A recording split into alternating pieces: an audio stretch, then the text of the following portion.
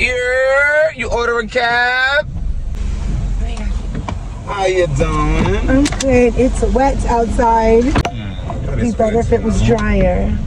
You don't like the rain? I do not like the rain. Rain equals pain to me. Oh, I'm sorry to hear that. Oh, no, thank you. I have fibromyalgia.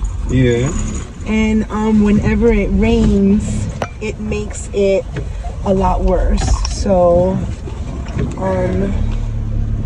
definitely need to dab if that's okay. Yeah, do your thing. Dab it up.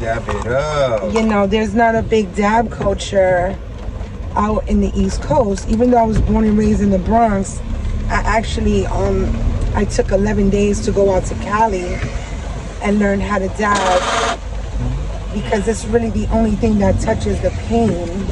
Oh, correct. But out here, we really don't have, especially female, big dab culture like that. So I went out to Cali and I spent 11 days in Cali learning how to dab with women who grow out in Cali, like women growers. That's fire.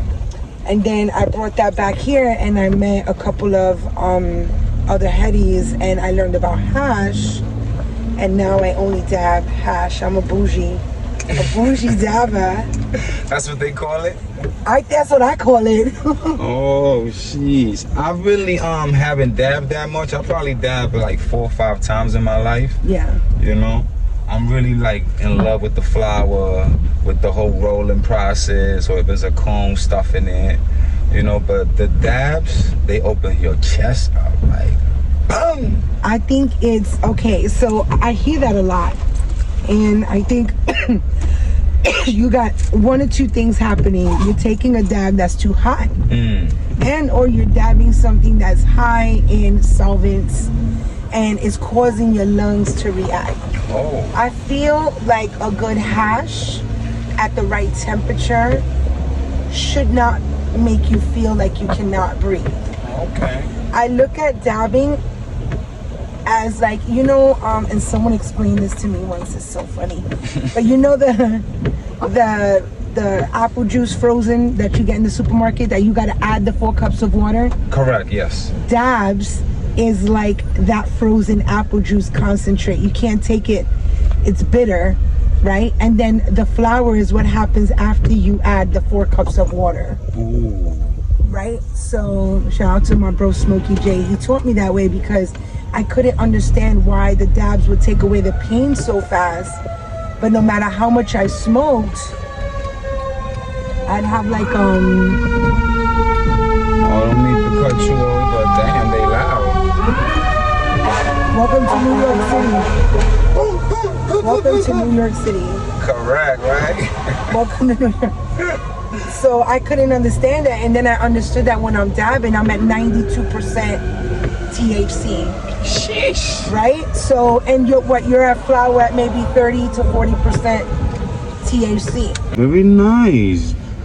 Very good, this is my pueblo. Very good. Between San Francisco, Portland, and New York City, who got better canna? New York. Why? I think there's a hustle in New York in the growers because there's still such a fight. I think that there's a motivation to be the best. You for the people. For the people, especially the women, especially the women. Is Washington Heights the most iconic canna place in New York City, in your opinion? I feel like the Heights has just produced strains that can't be reproduced anywhere else. Yo, shout out to Kennedy High School. The 5th floor was all the Dominicanos. So you knew there was haze all over the 5th floor because all those guys was running haze from the Heights in Kennedy High School. That's a fact. You know what I mean? So, you know, we had them pull up to Clinton too. I went to both high schools. Shout out to safety transfers.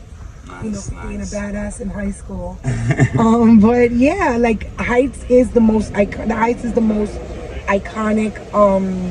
I don't think you could talk about New York legacy and not bring up the Heights. Correct. That's a For fact sure. right there. Is there any merch coming from your part soon? I would like to do that. Right now, my focus is building the dabbing how-to class and building these community events. I think that's gonna come down the pipeline. I do have an idea. You know, I want to put dabbing on the map for women, so I'm gonna look into it. What motivated you to get into the Canna industry? I spent 25 years as a medical assistant working in different specialties, pulmonary trauma, cardiology, neurosurgery. And in 2015, my endometriosis got so bad that I couldn't work anymore. Sheesh. And I had 3 months left to my master's, and I was getting ready to get my own department at the hospital that I was at. And I couldn't work, and they had me on 16 pills for the pain, and it got really bad. So he was like, yo sis, let me pull up, I'll bring you a blunt.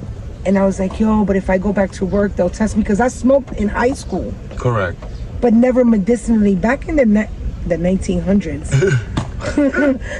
I'm 45. So back then, we're talking 1992 to 96 was high school. We didn't know about terps and shit. You smoke whatever they pulled up, you rolled it. And back then we had fucking it was White Owls. Always back then, White Owls. And then the next day I just took another hit and another hit. And before I knew it, I was off the pills, and I was able to manage everything just with the cannabis. Wow. So by this time, I have a candle company that I built, and I'm going on Instagram, and I'm seeing other women medicate on Instagram, blowing clouds. And I'm like, oh shit, like, what are they doing? So I started to like just watch. And then slowly I started doing lives, and I started realizing that there were more women that were dealing with pain. Okay, well, I'm smoking this and my pain is at an 8 today. You know, can this take away my pain?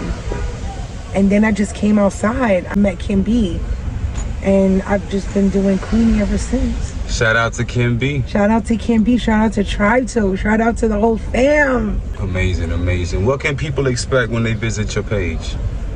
They can expect weed, knowledge. Tell people where they can find you at.